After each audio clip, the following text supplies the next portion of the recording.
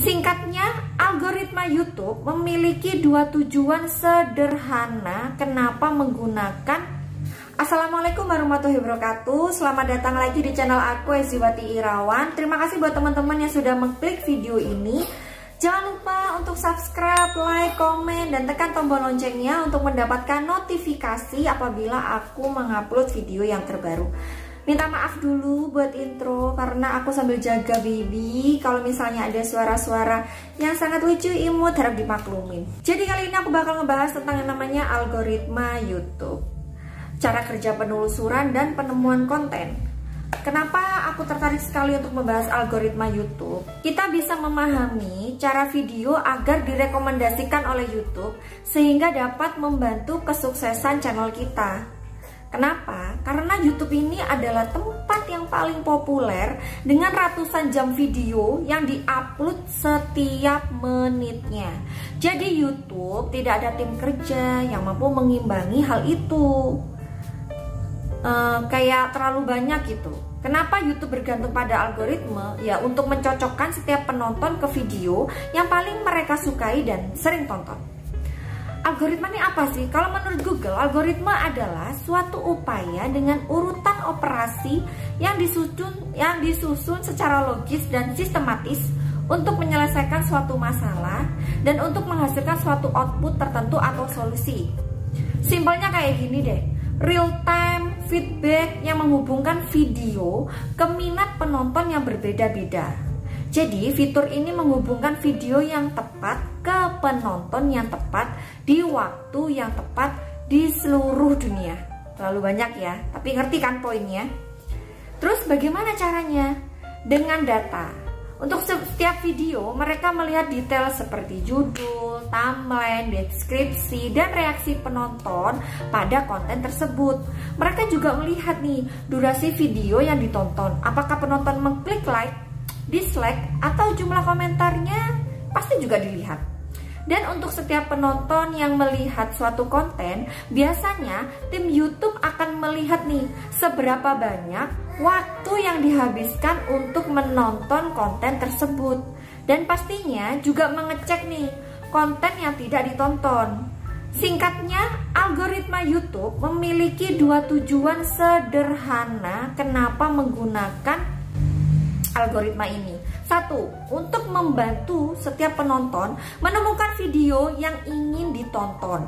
Yang kedua, membuat penonton tetap menonton konten yang disukai lebih banyak lagi. Nah, mungkin ada yang bertanya-tanya nih, bagaimana sih agar algoritma YouTube menyukai video kita? Aku juga mau nih. Nah, ini penjelasannya secara simpel. Buat penonton menyukai video kita karena algoritma YouTube mengikuti minat penonton. Jika orang menyukai video kita, algoritma YouTube akan mengarahkan ke orang lain juga. Jadi bukan ke channel kita aja. Jadi ke fokus apa yang mereka sukai. Misalnya channel ini membahas tentang cara mendapatkan subscriber secara cepat. Maka algoritma ini juga akan mengarahkan ke channel yang lain dengan tema dan topik yang sama, sesuai dengan apa yang kita tonton dan sering kita lihat dan jumlah durasi yang kita tonton. Penelusuran YouTube seperti mesin penelusuran Google bertujuan menampilkan video dan channel relevan berdasarkan input di kotak penelusuran.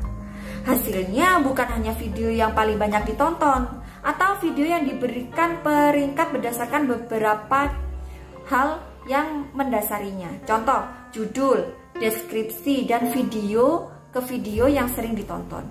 YouTube juga melihat nih video mana yang menghasilkan waktu tonton dan interaksi terbanyak. Apa yang bisa dilakukan agar video kita muncul di hasil penelusuran ya? Coba cara ini. Gunakan istilah penelusuran yang relevan di judul dan deskripsi video. Bukan Google Trend, Buka Google Trend untuk melihat kata-kata yang sering ditelusuri orang. Ingat, kuncinya adalah relevan. Jangan coba-coba menipu penonton, karena video akan segera diabaikan apabila timeline tidak sesuai dengan isi video. Dan yang paling buruk akan mempengaruhi performa video kita. Tulis deskripsi secara lengkap, 1 atau 2 paragraf. kreator hanya menyematkan link sosial media biasanya, termasuk aku sih. Kayaknya kurang detail gitu. Seharusnya deskripsi ini dimanfaatkan untuk menjelaskan nih, ini videonya tentang apa. Gak usah banyak-banyak, cukup 1-2 paragraf aja. Ya kalau misalnya males ya 1 paragraf aja sudah cukup sih.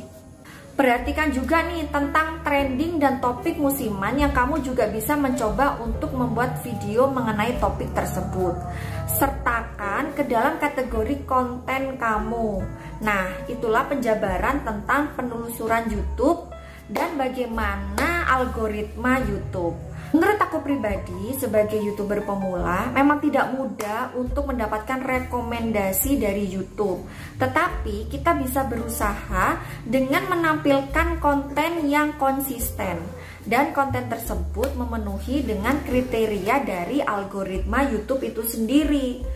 Sebenarnya algoritma YouTube ini mau kita cari sebanyak apapun, kuncinya cuma satu.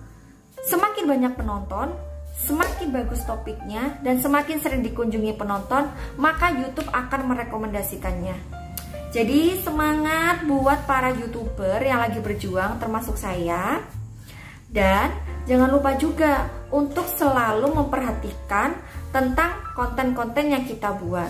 Semoga apa yang kita lakukan dan kita fokuskan akan berjalan dengan lancar. Dari pengalaman yang aku rasain sendiri dari beberapa konten yang aku buat, akhirnya aku memutuskan untuk membaginya menjadi beberapa playlist. Itu semua aku lakukan karena aku nggak pernah tahu nih playlist mana yang paling disukai karena aku YouTuber pemula. Jadi setelah aku mengetahui playlist utama yang paling teratas atau paling disukai, setelah itu aku bakal konsisten untuk membuat video tersebut. Untuk sekarang memang aku bagi-bagi playlistnya karena aku basicnya emang suka bercerita. Suara motor. Di sini aku membuat ada 4 playlist karena memang aku basicnya tuh suka cerita, suka storytelling, dan aku juga pekerjaannya juga bergerak di bidang online shop. Jadi selain aku suka berbagi tips yang aku tahu selama 5 tahun aku berjualan online shop, aku juga suka storytelling, menceritakan tentang kejadian-kejadian atau hal-hal yang sangat menarik di dunia ini. Di next video aku bakal ngebahas tentang jam tayang. Kenapa aku pengen ngebahas jam tayang? Karena aku ada beberapa tips yang mungkin bisa teman-teman lakukan atau teman-teman bisa coba ya, dari beberapa referensi yang telah aku pelajari. Terima kasih karena sudah mengklik video ini, dan terima kasih sudah melihat sampai akhir. Jangan lupa untuk subscribe, like, dan komen, plus tekan tombol loncengnya. Assalamualaikum warahmatullahi wabarakatuh, dan sampai bertemu lagi di video selanjutnya.